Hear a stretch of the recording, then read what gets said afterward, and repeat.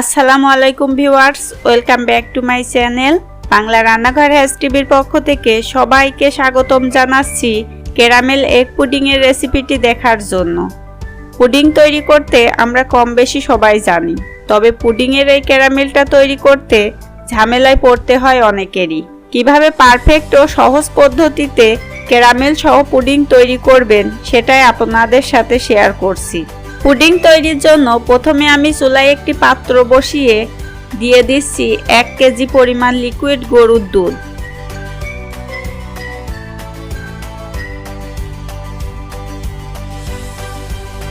এই দুধটাকে জাল করে হাফ কেজি পরিমাণ করে নেব। এভাবে নেড়ে চেড়ে দুধটাকে জাল করতে থাকবো।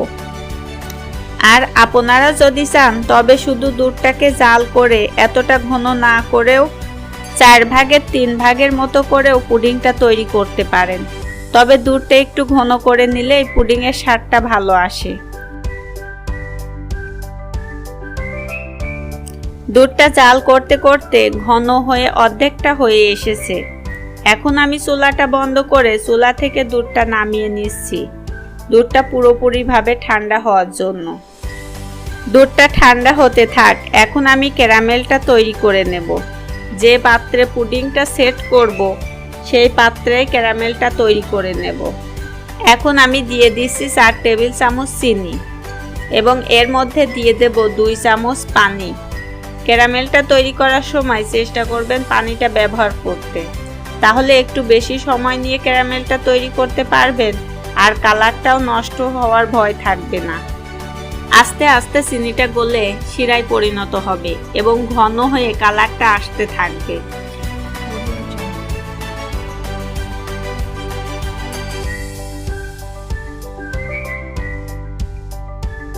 যখন এরকম কালার আসতে শুরু করবে তখন একটু নেড়ে দেব।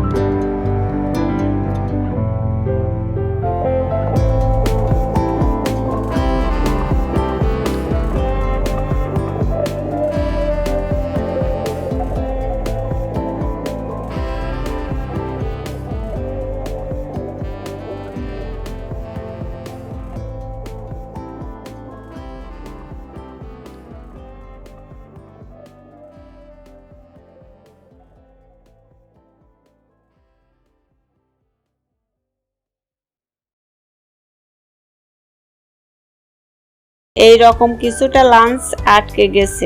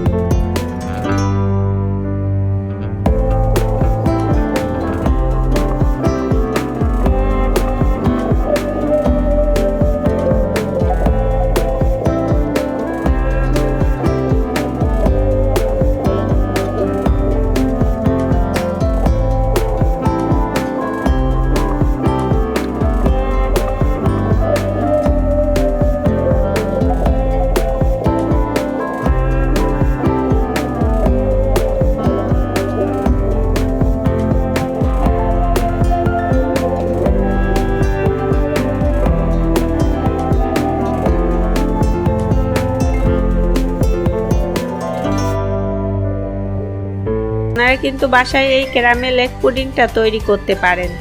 আর তৈরি করার পর কেমন হয়েছে অবশ্যই কমেন্টে আমাকে জানাতে ভুলবেন না। আর আমার এই রেসিপিটি যদি আপনাদের ভালো লেগে থাকে তাহলে অবশ্যই আমার চ্যানেলটিকে সাবস্ক্রাইব করবেন।